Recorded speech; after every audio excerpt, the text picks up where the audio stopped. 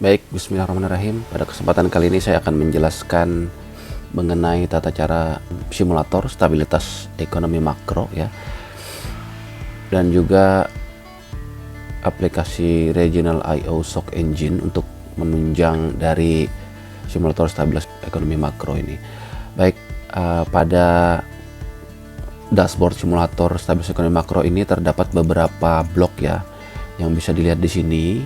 Yang default terlihat adalah shock ya, kemudian ada stimulus fiskal diskresioner, kemudian ada beberapa tombol di bawahnya menjalankan simulasi secara manual, kemudian download data Excel, download grafik-grafik, serta reset ke kalibrasi awal.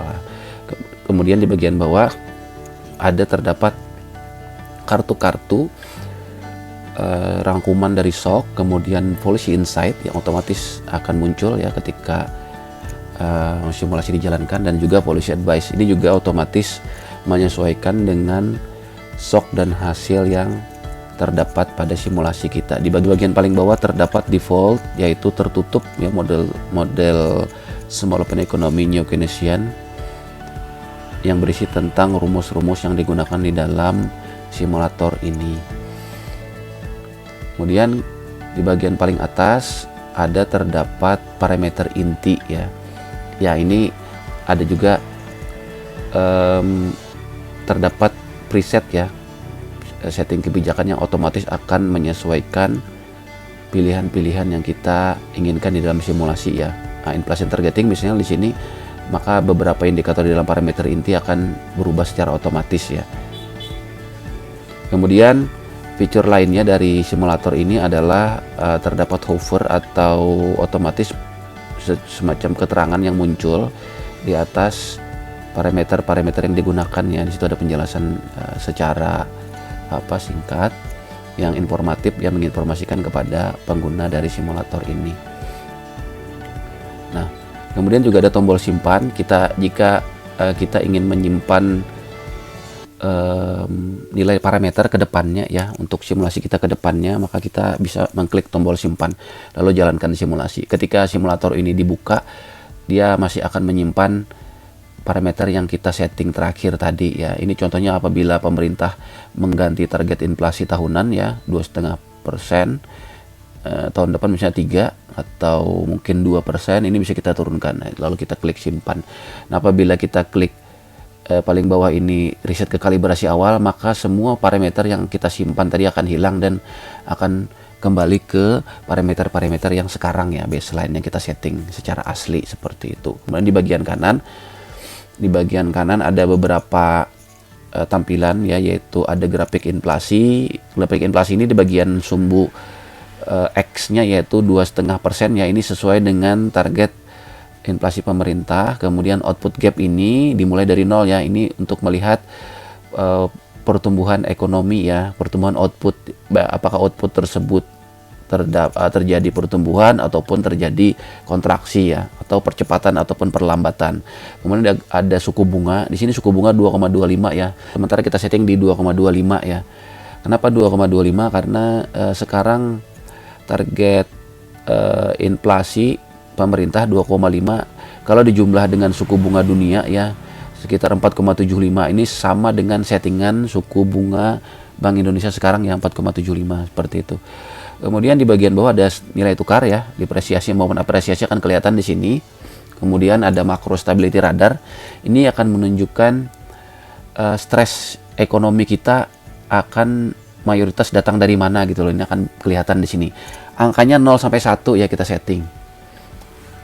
Dan yang paling bawah, paling kanan bawah ya, di sini ada policy stress indicator dan juga economy shock severity. Ini nilainya 0 sampai 1 ya, dari stabil sampai dengan yang sangat parah ya.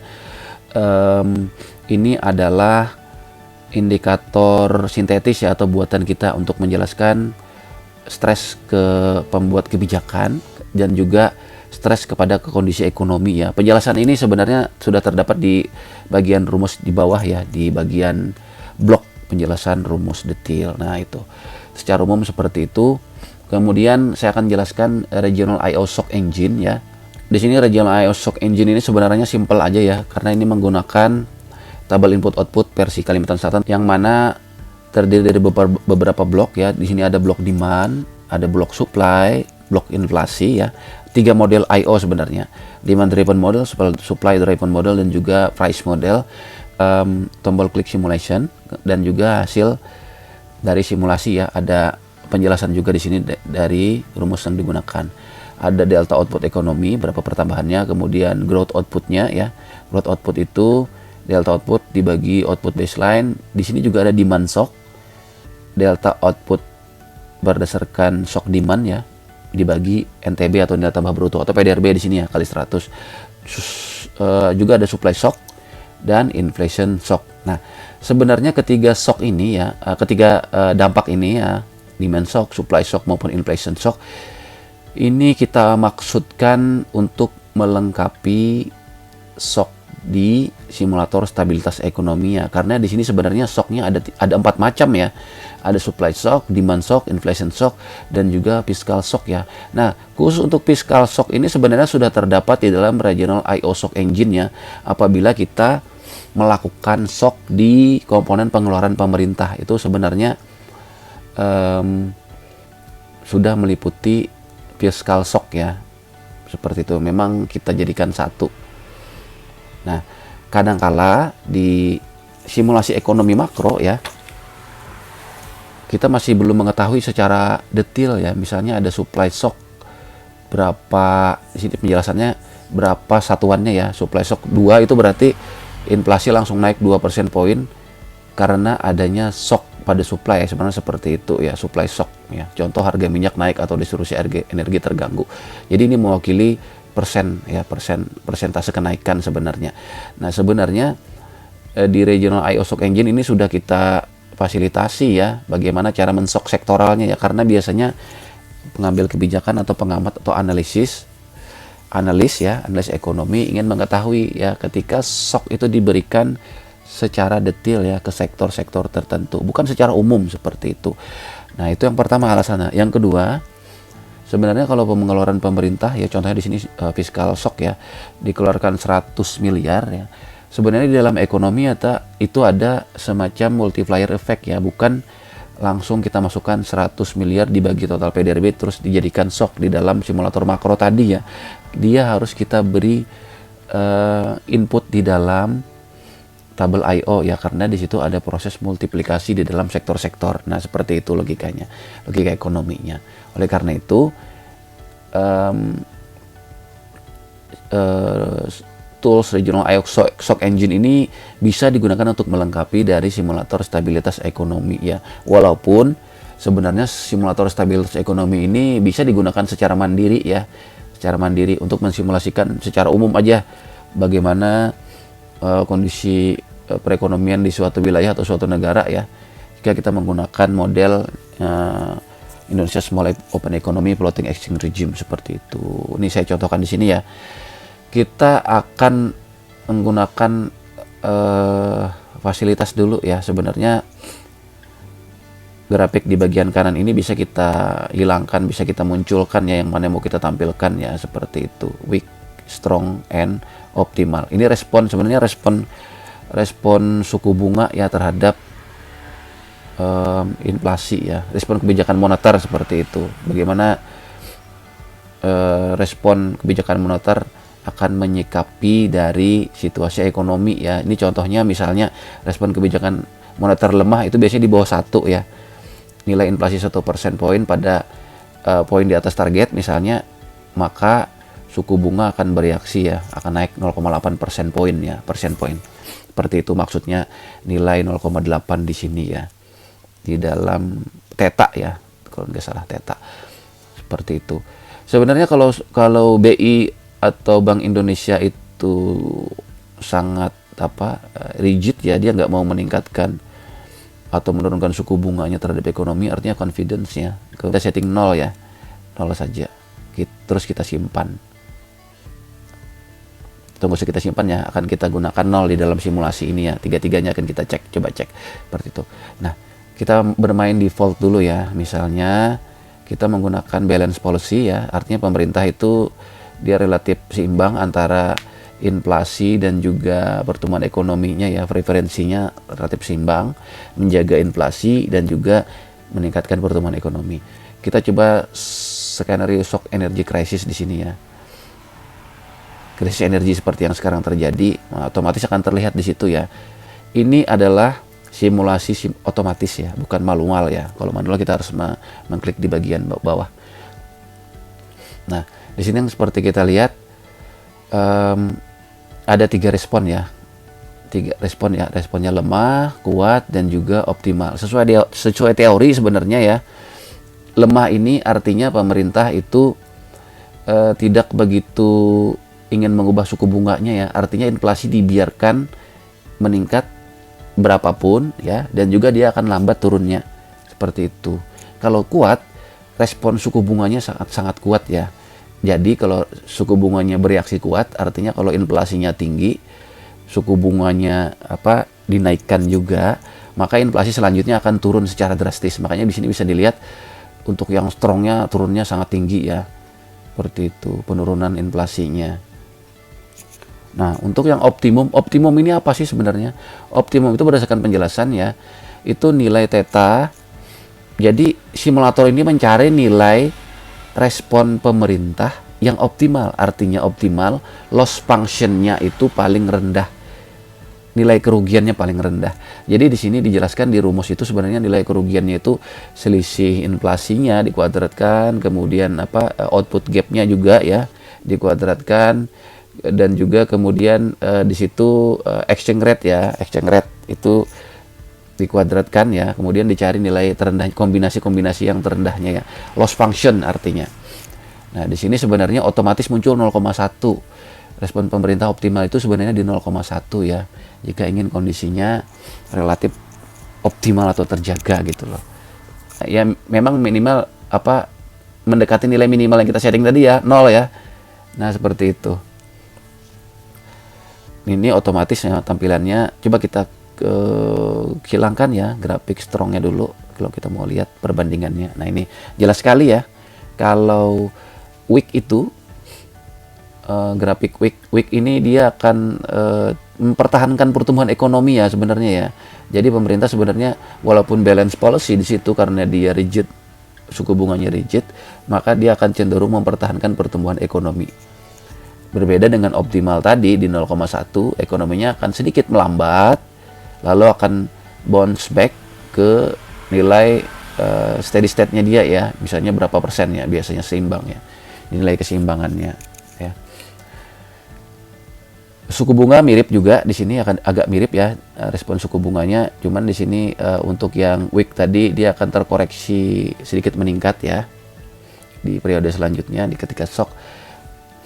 Dan juga nilai tukar kalau dia weak akan terapresiasi ya, rupiah kita akan terapresiasi tapi tidak dalam, berbeda dengan yang settingan optimal tadi ya, apresiasinya atau koreksi penguatannya akan lebih dalam dia. Nilai stability radar di sini kalau kita bisa lihat di sini ada inflation pressure ya, relatif tinggi ya, karena di sini kenaikan inflasinya tinggi ya, dan juga inflation volatility-nya ya. Nilai inflasinya relatif volatil di situ. Di sini policy stress indikatornya ya kita relatif ringan lah, stres dari sisi policy maupun dari sisi severity terhadap ekonomi kita ya. Nah, dan di bagian bawah juga kita lihat policy advice-nya tekanan inflasi berada di atas target band kita sebenarnya ya, karena meningkatnya ke 4,18% ya, 4,18% peningkatan inflasinya. Prioritas kebijakan adalah menjaga stabilitas harga melalui penguatan pasokan, kelancaran distribusi, serta koordinasi pengendalian harga antar lembaga. Nah, di sini perlu diperhatikan bahwa apabila kita mau counter shock di sini ya, counter shock dari krisis, stimulus fiskal kita harus dilihat dulu. Infrastruktur ini contoh-contohnya sebenarnya subsidi energi ya. Subsidi energi ini kalau kita lihat pemerintah menyeting 0,25 ya dari persentase PDRB, dan juga fiskal multipliernya 0,5. Durasinya 3 periode ya, karena biasanya pengeluaran pemerintah itu secara berangsur-angsur ya, tidak langsung 1 bulan atau 1 triwulan di sini ya. 1 triwulan aja terus dihentikan. Biasanya ada kebijakan penganggaran yang sifatnya relatif berangsur-angsur seperti itu, tidak sekaligus ya. Tapi secara umum juga simulasi yang kita lakukan di sini bisa kita minimalisir ya. Misalnya durasinya cuma 2 periode atau 2 triwulan atau 1 triwulan aja. Baru kita klik jalankan simulasi di sini ya, simulasi manual. Seperti itu. Baru bisa dibandingkan nanti policy insight-nya, policy advice-nya dengan nilai yang tadi tanpa stimulus fiskal seperti itu. Stimulus fiskal ini apakah memperbaiki atau malah memperburuk situasi ya. Nah, di sini kalau kita lihat inflasi tertinggi 4,18. Ya. Kalau kita bandingkan dengan yang tadi ya 4,18 relatif sama seperti itu dampak terhadap inflasi. Jadi sebenarnya kalau mau kita detailkan ya untuk shock fiskal pemerintah ini bisa kita lakukan shock manual di sini ya. Kita akan melakukan shock melalui jalur supply. Kenapa? Karena jalur supply ini mengendalikan harga melalui cost push inflation.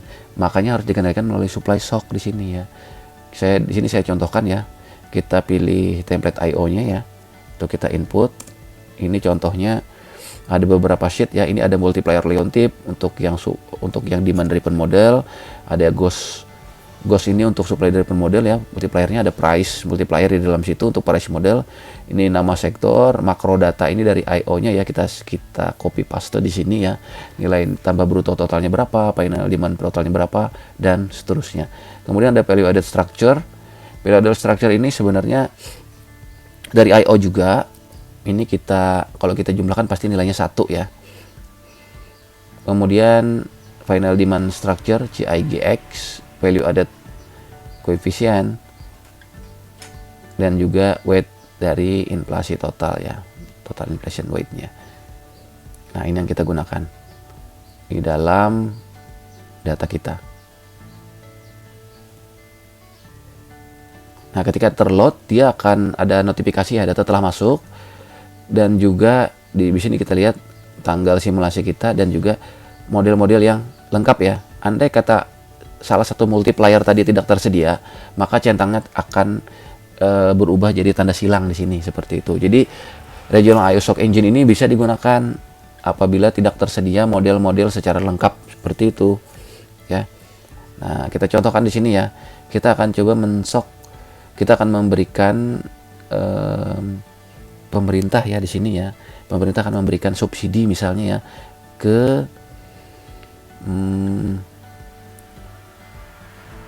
subsidi ke komoditas apa ya, contohnya di pajak aja ya, kita berikan subsidi, berarti pajaknya di